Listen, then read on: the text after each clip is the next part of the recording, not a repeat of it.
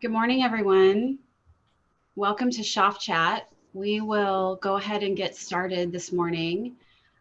Thank you for joining us today. Shoff Chat is basically an opportunity for the Borshoff team to welcome others into our virtual home, so to speak, and to have a conversation about a topic that we're interested in. And we'd love to have you join us in that conversation. So today we have two really great guests with us that I'm looking forward to hearing more, especially as we move into 2022 and we all think about great ways to connect our clients and our companies with the people that we serve. Before we get into that, I just wanted to mention a couple of housekeeping items for you. First of all, everyone should have joined muted, but if you can just check right now and make sure that you are on mute, that would be great and help us keep the background noise down. We will be having a recording. We are recording today's session, and we will have that available for to have online, so that if you'd like to go back and watch it later, you are welcome to do that. Or if you'd like to share a link with someone else on your team, we always encourage you to do that. And we'll put together a blog that has some takeaways for you that you can also share as well. So just to get started today, I wanted to go ahead and introduce our two speakers. First of all, we're fortunate today to be joined by Ryan Blute, who is with Q1 Media. Q1 is a digital marketing company, and it really partners with agencies to help develop and execute digital marketing campaigns.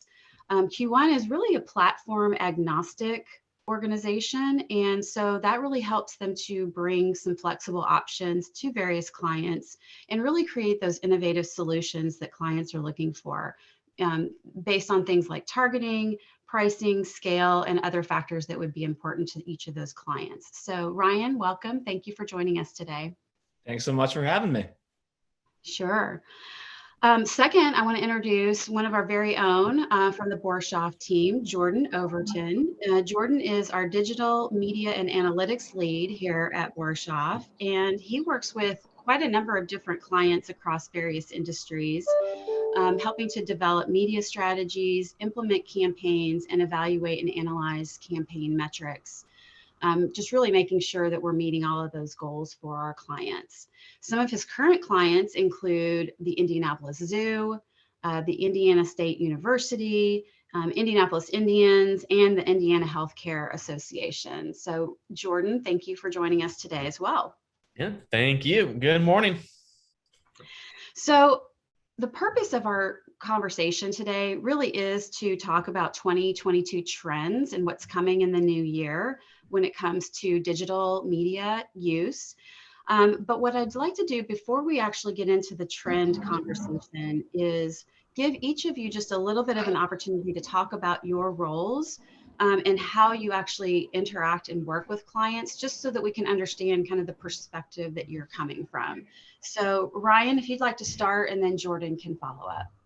Perfect. Well, first of all, thanks again for the opportunity to come in and chat with everybody. It's always great to chat some digital, especially heading into next year. So you kind of nailed exactly what I do here at Q1 Media, Catherine. So what we do as an organization is partner up with sometimes agencies and sometimes it's brands direct to essentially strategize, consult, and at the end of the day, execute digital marketing campaigns for them. So we have a plethora of options within the digital media space.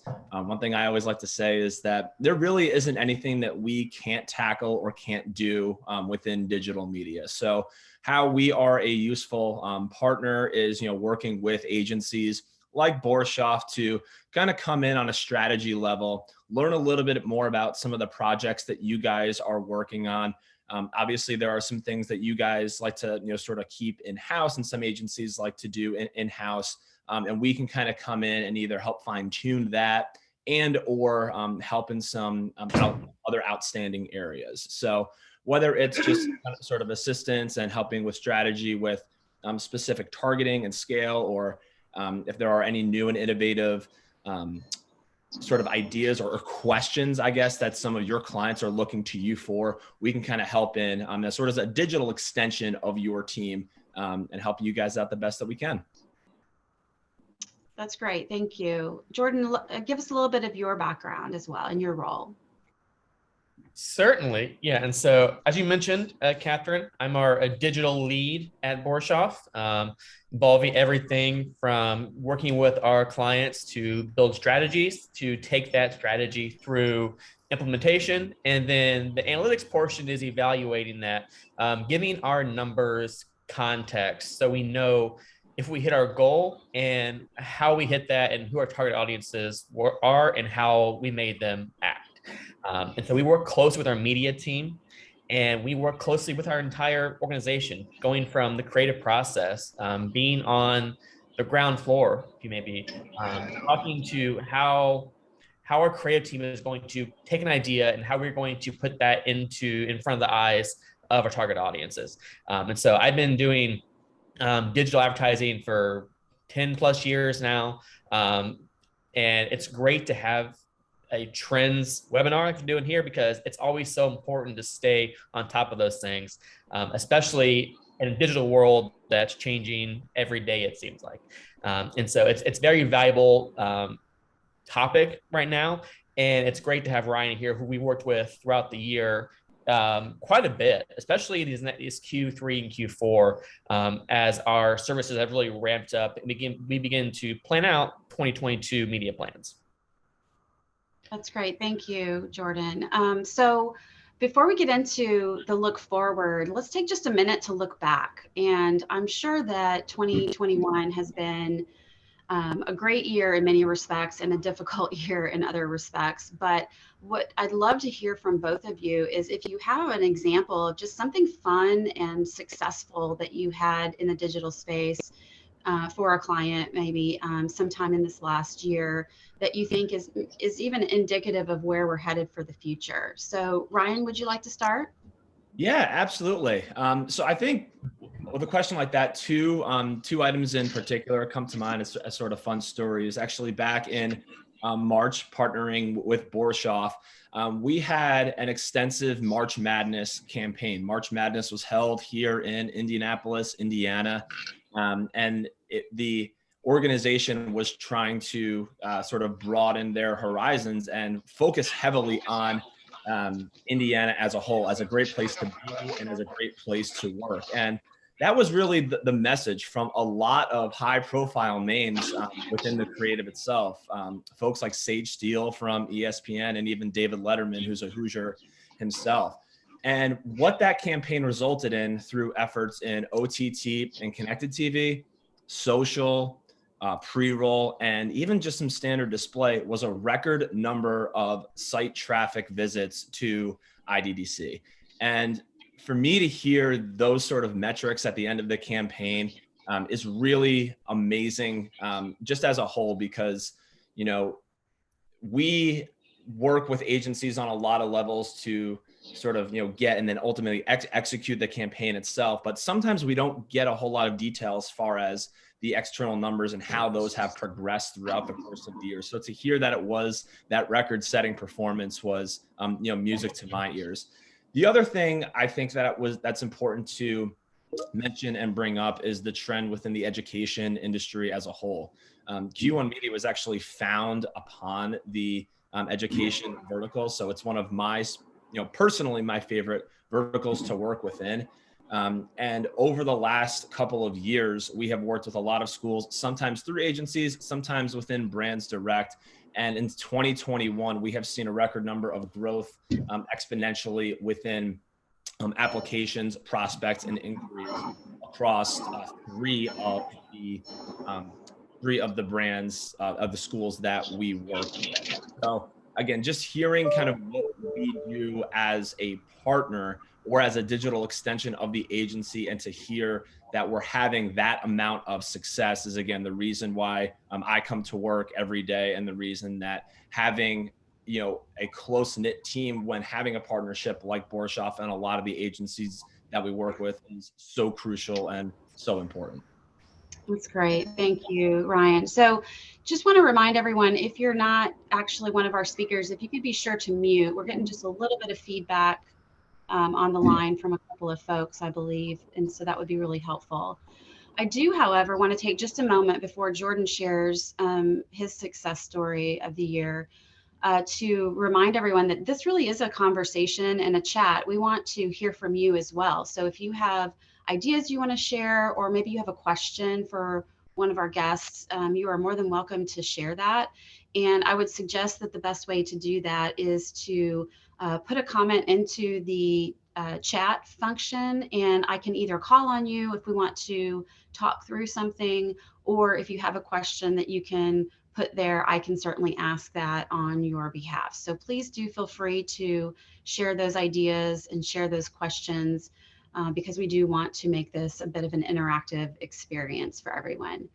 So with that, Jordan, would you like to share something from this past year that was a great opportunity and success for you? Yeah, absolutely. The first one that really comes to mind, we had a lot of success this year across the board, but the Indianapolis Zoo is one that pops up. And you mentioned fun and exciting client, but that's one that the whole year, the creative work has been excellent, which definitely helps the media team perform to our best. If we have creative, we know that's going to resonate. It's so much helpful when we're trying to target. If we have great targeting with a message that doesn't resonate, you're not going to have the success. And so it's really across the board, taking it from creative all the way through targeting, that really helps us hit our goals. And the zoo is one that pops up both in terms of great creative and great results across the campaign throughout the entire year. They've been hit hard, as we all have, by COVID. They've had to pivot quite a bit and move almost entirely into online sales, where they have to reserve a ticket in advance. And it's a different model than how they've had to go about ticket sales in the past. And they've also had to lower the overall media spend. It's about 20% lower than it has been in years past. And because of that, it was more important than ever to develop a cost-efficient media strategy that we know we had to hit our target with less spend. And going about working with the zoo, knowing who the target audiences are, what we're trying to accomplish, has really helped us achieve our goals. We generated about 40% more cost-efficient impressions this year than we did last year. And it's really hard to compare because the last 2 years have been in COVID times. And so we're trying to benchmark and hit our goals with the unknown of how the world is going to go. And then in addition to that, we're also ahead of 2019. And so looking at our year this year, which was, I would say, unprecedented versus a more normal year, and us being above impressions and awareness, but below media spend, we have a very cost-efficient strategy and it's generating results for the client. They've come in already at their annual attendance goal. They hit that in the early fall. And throughout the rest of the year, they're looking to be about 20% higher in attendance than they were, or compared to what their goal was. And so seeing that we took fun concepts, great concepts from creative, made it efficient, used our money well, and targeted our audiences well, and came out with a higher level of awareness and a higher level of action and attendance, overall attendance. That's one that pops to mind, that it was just a success across the board, and we're thrilled with this year. That is really great. And it's such a testament to the power of digital media and the fact that you can really get specific and really target things in a way that gets you really great results. Absolutely. So let's talk a little bit about that then. Going into 2022, obviously the digital world is constantly changing. There are new options almost every day, it seems like, and new ways to think about things. It can almost be a little overwhelming. And so what I thought would be great today is if we could have a little bit of a conversation about just some of the top things that marketers should be thinking about in the digital space going into 2022. We all know there's, there's new things, and there's the latest and the greatest and the hottest and the thing everyone's talking about. And we'll talk a little bit about that, I'm sure. But let's think about it in terms of, from a marketer's perspective, what can really help people move the needle and accomplish those goals that they have, that they should really be thinking about going into the new year. So either one of you want to start? Yeah, I could take the first one here. So I think there are two in particular. Again, answering your question with two answers here, and one isn't necessarily new, hot, or trendy. And it actually has been a trend that we have seen growth again, sort of exponentially, about 20% year over year, which is OTT and connected TV. We have seen the cable industry and broadcast television start to dwindle down a little bit because of efficiencies within targeting in OTT and connected TV.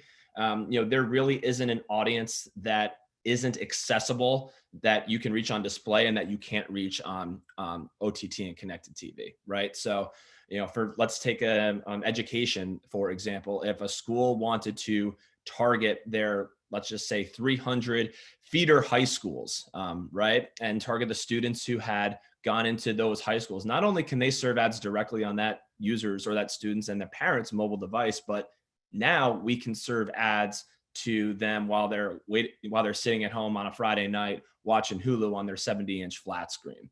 So I think having extensive knowledge and understanding the capabilities and options within the targeting and matching that up with how that integrates with the holistic marketing campaign is absolutely crucial heading into next year.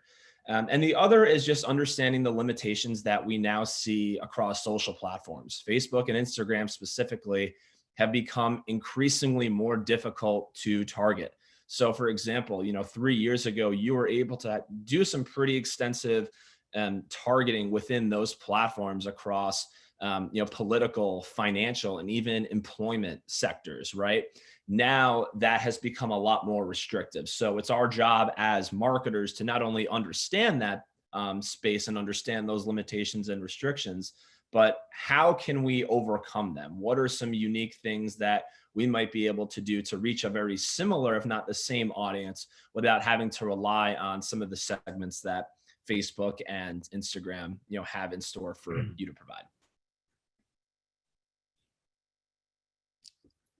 Great. Jordan, any thoughts that you want to add on that in terms of the big things to be watching out for in 2022? Absolutely, yes. And so my top one is, I'm calling it like the re-rise of contextual advertising. As Ryan alluded to, it's getting harder and harder with our targeting to hit certain markets as big companies like your Apple, Google, and Facebook begin to rein in how they target, what they target, and be a little bit more transparent in their targeting. So this re-rise of contextual, it's not a new trend, but it's going to be one that's going to be so important in 2022 to understand that targeting is shifting. The third-party cookies, we're going to be in a world of cookieless targeting here soon. Probably by the 2023, even this year, start planning for it. And so that contextual advertising is going back to where advertising started, we're getting back to putting in context and valuing intent of what somebody wants versus using and relying on third-party cookies. And so, for example, trying to sell baseball tickets to someone. Okay, we know that that's a sports fan. Let's put ads in front of them on a site like ESPN, where they know that that's where sports fans are going. It seems so standard and straightforward, but we've gotten away from that by relying on third-party cookies and third-party tracking. And we're going to have a shift back to where that contextual piece is so valuable. And it's important to take it and learn about it and understand it now, because once it's becomes the norm again, it's going to be too late to jump back on the train. You're going to have to learn on the fly. It's going to be hard to really to catch up. And so understanding that the way we plan, the way we buy, the way we evaluate could easily shift in 2022 as companies, advertisers begin to, I would say, course correct back to this place of contextual advertising. Great. So in terms of the digital media options and things that are out there, what's your favorite digital trend right now? So I'll go first on this one too, Jordan. And I know I said that the previous one was not like the hot and trendy, topic, but now I'm going to talk about that hot and trendy topic, which is TikTok. So what I love about TikTok is how engaging of a platform it has become. And not only that, I think when we first started to dive and immerse ourselves into TikTok, it was really about just one audience, right? It was about sort of that Gen Z audience, 18 to 30, 18 to 25, that we leveraged a lot for, colleges and universities because that made the most sense to them. Now we're starting to seeing that shift to broader age groups. And it's important to kind of understand very much, what I was referring to with Facebook and Instagram, the limitations and restrictions that do come within TikTok. They don't have a very robust targeting, targeting on a self-serve level, right? So whereas in other ad servers or even Facebook and other social networks, you can, select and choose from thousands of different audiences and segments. TikTok really only has about 40 to 50 segments or interest-based audiences that they build upon.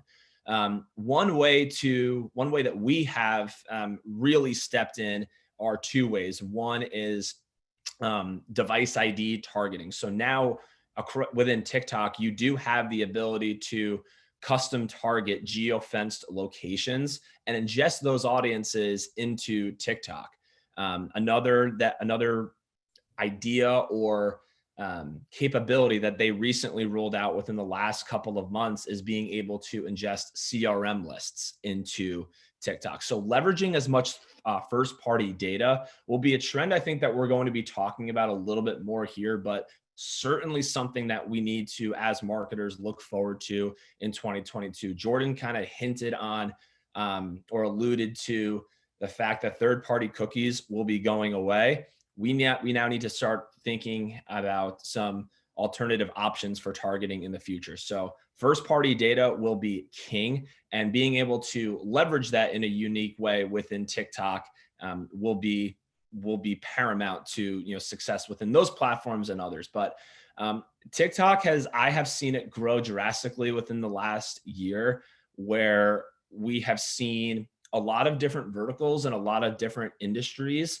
want to get into this platform because they just think it's a fun way to engage with their audience. It's a very unique way of delivering your message, whereas a standard pre-roll clip or YouTube clip will be about 15 to 30 seconds.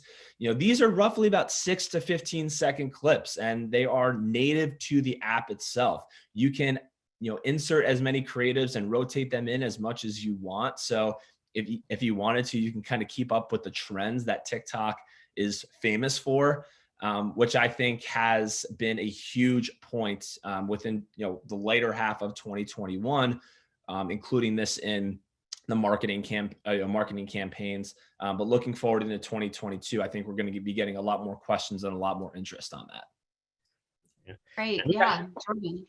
Yeah, we've actually seen great success with TikTok this year already, and so it's been wonderful to see how that new tool is available and able to help us grow an audience and hit our awareness goals. Like for the zoo itself, we run TikTok ads for every campaign we run, and they are great at. We've seen they have great ability to drive a high click-through rate and for a very low cost per click compared to other digital platforms. And so with our reporting, we're seeing a lot of traffic driving through TikTok ads. And so it's great that it's one that not only is new, but it is also, it works for us. That's not always the case. There are always new tools that pop up, and you have to do the research and have the balance of, is it worth it to be on the new tool if it doesn't help us hit our goals? TikTok is one that it's new for us, it's new for advertisers, and it's really helping us hit our goals and make sure that we're driving awareness, driving action. And so I'm excited to see that one grow in 2022 and see how we continue to have success on it. Thanks, Jordan. So I'm not sure who wants to answer this one, but I would love to hear a little bit more about reporting and reporting capabilities, and just what should marketers be thinking about when it comes to reporting opportunities as we go into the future? What's going to be important? So recently, there have been a lot of advancement as far as reporting opportunities that I have personally probably dove way too deep into in excitement, because when we're talking about, let's take OTT and connected TV for example, it has been very hard previously to track success, attribution, engagement within that platform. If you think about it, how is it possible for you to be sitting at home watching a sports game, and then an ad pops up, and who knows what type of action that user is going to take? You've always been able to measure video completion rates, which are in anywhere between 96 to 100%, delivers very high awareness and engagement there. But how do we know if it worked or not? We have been able to develop something. And it's something that a lot of marketers, if you're not aware of it now, you will be in 2022, where you are actually able to track that attribution. So I guess an example of something like this, of what I'm talking about, would be, okay, you're watching a sports game, you get an ad for Disney World, and you think to yourself, oh my gosh, Disney World sounds so cool. I've been thinking about this, or maybe I haven't been thinking about this. I want to go, do some more research. We can not only now track if the user had went to Disney World, we can even track if they bought a ticket directly from seeing that ad, right? So identifying the user, the time in which that user saw the ad, how long it took them to either convert or organically go on your website, is something that has been really exciting to a lot of folks who either have been hesitant to spend dollars within OTT and connected TV, or just adds some more value within that platform as well. Another piece of reporting that I think isn't, again, necessarily new to the space, but I really love, is the idea of cross-media measurement, and specifically as it pertains to foot traffic reporting. You have always been able to identify your location on your cell phone, and if you get served an ad on your phone, did that person go into the store or stores that you are trying to get them into? But what if you didn't necessarily want to target on mobile? What if you were running a 100% OTT campaign, or TikTok campaign, or a YouTube campaign, for example? It is now possible within the industry to cross-media measure and connect every single one of those dots back to your mobile device. And even if you're not running any mobile specific ads, you are able offline to track the users who had seen an ad on a desktop, tablet, OTT, connected TV, and identify if they walked into that store or not. So previously, if the focus was 100% foot traffic and the client only wanted to measure that and report on that, we were sort of pigeonholed into just saying, hey, we have to serve a decent amount of a certain amount of ads on your phone. Now we don't necessarily have to do that. Now we can include every single one of the other tactics and audiences in a holistic campaign to deliver the reporting that they were looking for, with being able to be broad with the tactics that we want to bring to the table. I would assume that would also have an impact on budget as well in terms of giving you a little bit more flexibility in your budget. Absolutely. Yeah. So again, depending on the type of audience and area that you're looking to reach, I mean, if it's a very hyper local and targeted campaign to start with, you're going to be pushing a decent amount of impressions, previously speaking, through the phone. Now it gives us much more flexibility to, at the end of the day, reach users where they are spending the majority of their time, depending on the audience. Are they on Facebook? Are they on Instagram? Are they leveraging TikTok? Or are they surfing on YouTube most of the day? Or if they're a homebody and spending most of their time on connected TV and OTT. So to your point, it has actually been able to open up our budgets a lot more and increase marketer spend. Yeah, and that's why I think it's also be so important going back to finding these new ways to target. We can build these location data focus lists, and we don't have to rely on these third-party cookies again. So valuable for, especially for clients that are looking to sell tickets, get people into the door. If we can use these lists that we create based on foot traffic, based on these locations, connecting digital ad spend to brick and mortar store visits, it's going to be another way that we can reach a target audience in 2022 moving forward as the landscape of targeting shifts drastically.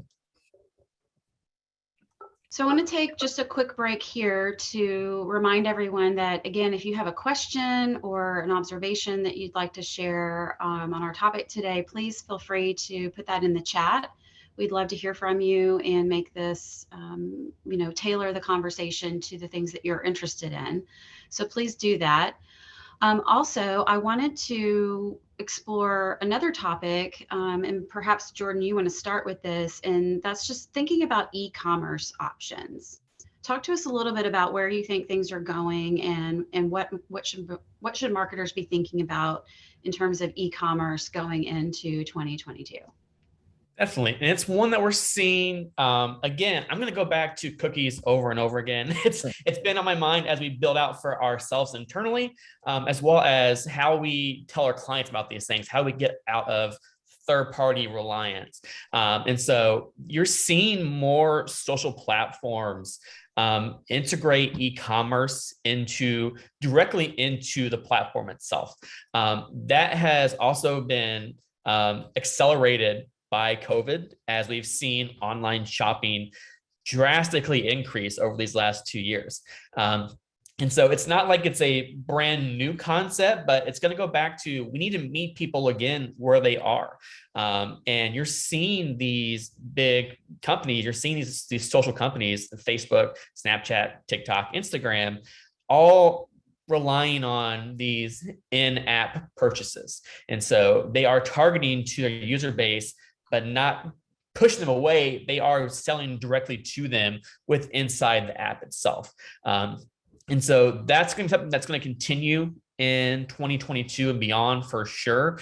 We're going to have to continue to meet people where they are. And right now that's in social platforms. You're seeing more purchases, more search, more intent of buying within the platform itself. And if we can make it easier to hit a customer when they're already inside an app, perfect. We don't have to rely on pushing them somewhere else. We don't have to push them to a website. They can make that purchase directly inside the app itself. And I think that's going to become more and more prevalent. You're seeing not only Instagram, for example, is starting to roll out these kind of augmented reality where you can try on things inside the platform. Snapchat's doing it as well. And you can try on, you can buy right in the platform itself. And so finding a way to capitalize on that, but still staying authentic to your brand is going to be critical. And you're going to see more and more social apps going to brands and influencers that can help sell a product directly inside the app itself. Yeah, Jordan, you just did a great job describing the social piece of it. And I'm kind of chuckling because one of the examples that you mentioned with being able to try on things in app, my wife about 2 weeks ago did that with sunglasses. And I'm sitting there, I'm like, how is this even possible? And Yeah. she got an Instagram ad for it. And she is a sucker for e-commerce within those social platforms. So thanks for touching on the social piece of e-commerce, Jordan. Um, I'll kind of touch on the other portion of it, which is a little bit more web focused. So it's important to kind of understand when you're talking and working with marketers and strategies. There's a ton of different ad servers and DSPs that are out there, and there are a few in particular that are out there that have a heavy emphasis on lowering your cost per conversion, specifically for e-commerce. And what these DSPs and what these ad servers really focus on is the back end learning of the users and the audience. So whereas a lot of, whether it's using first party or third party data, what these ad servers will kind of help you do is have essentially a 4 to 6 week period before the campaign actually launches to better understand who the audience is, where they're going, and what type of messaging is resonating with them the most. This ad isn't necessarily, this campaign isn't necessarily live yet at this point. This is truly an educational phase that these platforms recommend. So with the growth of e-commerce, to your point, Jordan, that's one area that I've been kind of focusing on. Most recently, we had a Black Friday campaign that was very successful as far as conversions in e-commerce goes. It ran about 5 days, delivered over the CPC, that cost per conversion that they were looking for and that they were looking to hit. And there's a lot of different ways in how you can go about that audience.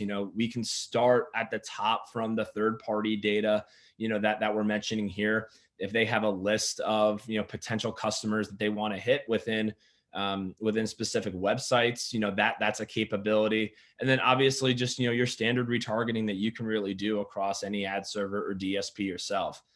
Placing a pixel on the website, we already know that user is interested in either the brand or the product for that. So that user should be included in the target audience overall.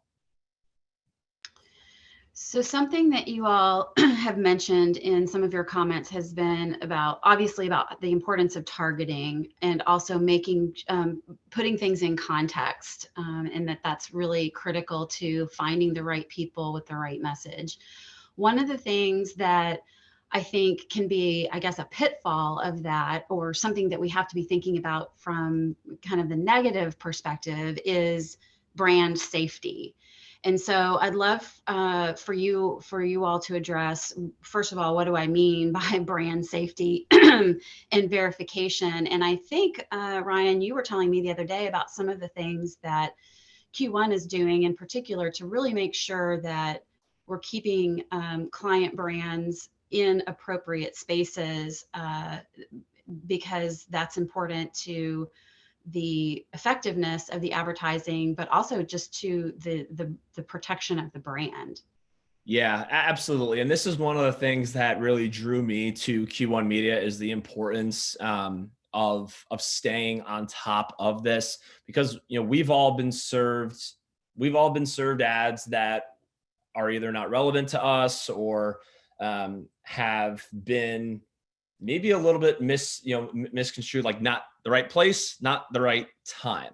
And here's kind of what I mean by that. So 4 to 5 years ago, when bot traffic started to kind of infiltrate the digital space, it became very apparent very quickly what marketers needed to do as far as understanding how to protect the integrity of the brand and the campaign itself. So what I mean by this is, taking a look at non-human traffic, bot traffic, sketchy website inventory that maybe you've never heard of before, numbers that could be fluffed based off of your typical click-through rates, or way below based off of your normal click-through rates or video completion rates. Those are all things that could be sign that there's an issue with the legitimacy of the campaign that we're running. So it's important that when putting together a campaign, you kind of have a multi-layer approach to going up against what I described earlier with bot traffic and sort of that infiltration. So 2 layers of protection, right? The first layer is ensuring that the campaign is set up with a partner. And what I mean by partner, I mean a brand security partner. The top names within the space you'll hear are Double Verify, IAS, and Moat. There are plenty of them that are out there, but ensuring that the campaign is running through at least one of those brand safety partners is crucial. These guys are experts at ensuring that everything goes smoothly throughout the campaign. But of course, we want that extra element, that extra human element as well. So not only necessarily having an external company and an external source be the first layer for you, but having an actual human operating, analyzing, looking at the numbers of the campaign itself, and looking at the websites that you're potentially being displayed on, are also, very important to ensure what I mentioned above isn't necessarily happening. So the human component really also ensures that the campaign is, not only it ensures that it's not only not getting that bot traffic, but it ensures the optimization piece as well. So it kind of holds everybody accountable in that nature.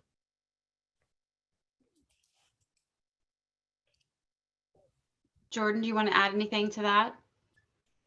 Yes, and for me, it goes hand in hand with this movement we're seeing towards a more transparent ad space.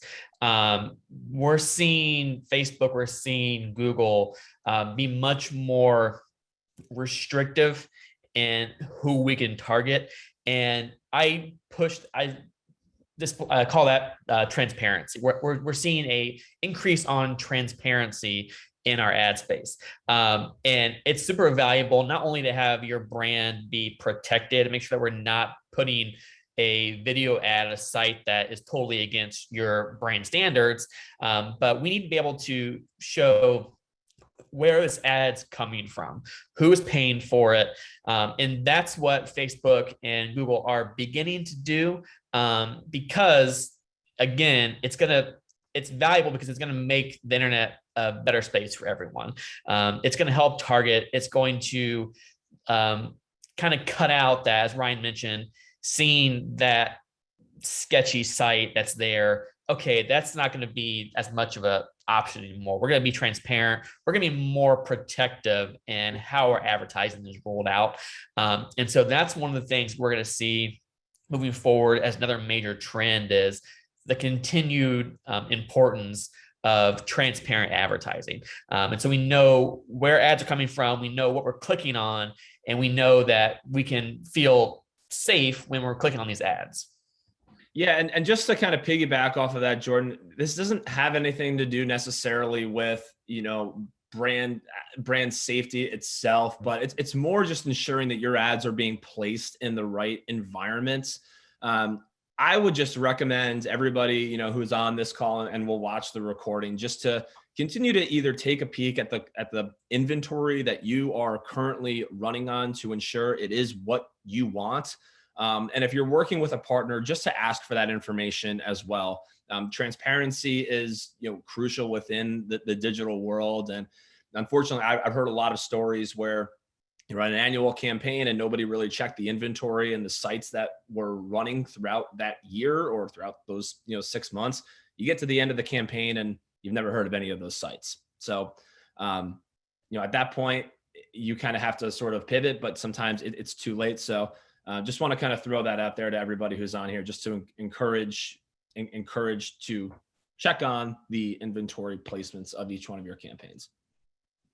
So that's a great point, Ryan. And Justin actually put a question in the chat that I wanted to bring up. And I don't know if you have any suggestions for how these kinds of things can be dealt with, but his question says, or his comment says, as we move into the more contextual targeting, any tips on how to ensure ads don't show up in relevant unquote negative articles. For example, ensuring that an ad for a pool company doesn't get served in an article about someone who perhaps had a tragic accident in a pool. Is there a way to get to that level of detail in terms of the relevance and the matching? Yeah, that's a really good question. And it's a question that I've had come up a few times before. Unfortunately, at this point, it's a very manual process that we kind of have to take on, right? So what we would sort of do in these instances is take a look at the inventory that we are currently, running on. And if there is any chance that our ad would be connected to an article of something of that sort, we would then remove that site overall. So in this case, it would probably be like a news website. So we'd want to remove any and all of those news outlets, just for that sort of either time being or for the duration of the campaign. At this point, hopefully, it grows as contextual targeting, will grow, where that will become a little bit more easy. At this point, as far as my knowledge on this, Jordan, I'm not sure if you knew, of any other advancements, but it is a fairly manual process at this point. Yeah, and that's what, Ryan hit on it. It's that sentiment tracking, making sure that what you're going to be displayed on is matching the sentiment of what the ad is trying to relay, as well as getting into, like you do with Google search, and talking about what the negative keywords are. Similar fashion, where we're trying to remove any kind of negative keywords that would come up that would trigger that ad to show on that certain website. And so as we begin to go down the path of contextual, it's going to be, I think, a focus on sentiment analysis of what's the article saying versus what the ad is showing, as well as knowing what to remove that would put you on that placement in the first place. As Ryan mentioned, a news article or some kind of sensationalized piece that would cause a clash of what the ad is saying versus what the ad is showing on. And so for me, it's sentiment control, and then it's a matter of controlling what your negative keywords, your negative placements as well, and being able to, as Ryan mentioned right now, is a manual process, but that's going to grow. And as we become more advanced in this, that will become standard for ad practices. Great. Okay, so we're getting a little bit close to our end time. So as we think about wrapping this up, gentlemen, I would love to have each of you talk a little bit more about if there are any trends or big ideas that you think we haven't necessarily covered. But in addition to that, I'm just really curious, given the role that Q1 media plays for clients, and given the role of, let's just say, traditional advertising agencies, or the ones that are developing the media strategies and the creative, what is really the best way for people to think about leveraging and maximizing a relationship where you bring both of those kinds of parties together? You want to tackle that first, Jordan? I certainly can, yeah. And so I'll use Ryan and our partnership with Q1 as an example. The ideal way to work with Ryan, work with Q1, is to involve them early on in the process, make them a true partner in the media planning. And so anything from strategy to the actual planning of how to target and on what outlets to target, or what outlets to place on. Because the more we've involved Ryan from the get-go on campaigns, the better results we've had, because we're able to work together to give each other ideas and brainstorm on how are we going to make this work for the client. And so treating your Q1s, treating your media vendors as true partners will help you be successful. And we've seen that a number of current clients working on. And we reach out to Ryan pretty early on in the buying process. And it's helpful to have his knowledge and have their research on targeting, the research on planning brought into our campaign, so we can make them work to the best of their abilities. And so, Indiana State, our current client, is a great example. We're seeing great metrics in terms of clicks, impressions, cost per click, click-through rate. We're also seeing really strong conversions, having new students coming through the pipeline through our ad campaign. And that's because we had the time and we worked with Ryan to really plan out how we're going to hit our target audiences in the best way possible. And so everything from here is what the campaign focus is going to be. Here's how we think this should go. What's your insights? How do you think this could be even better?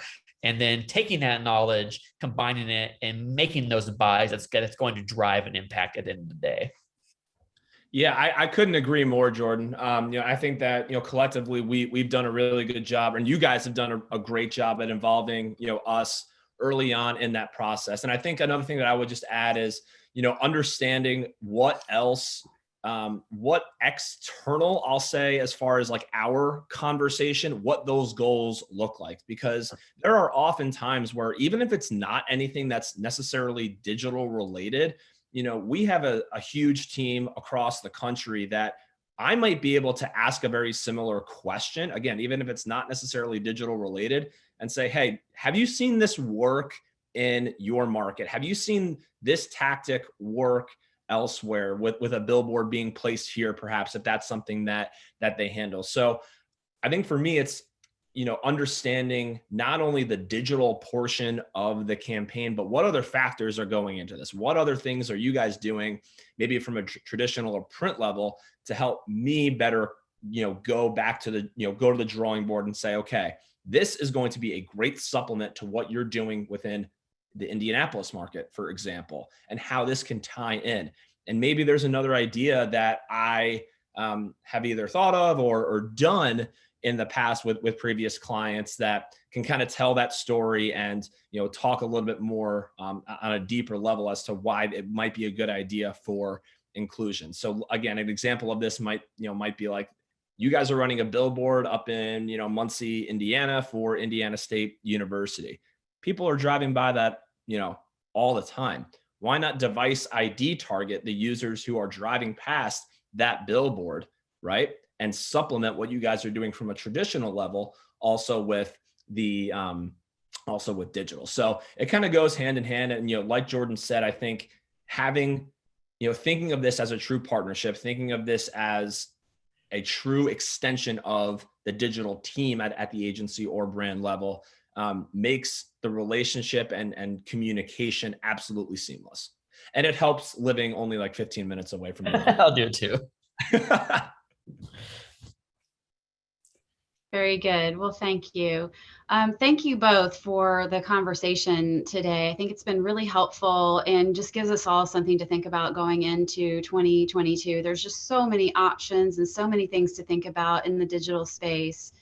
And it can feel a little bit overwhelming, I think, sometimes, but focusing on the things that are truly the most important and knowing what the data is showing in terms of what's been effective recently is certainly a big help to narrowing down the focus.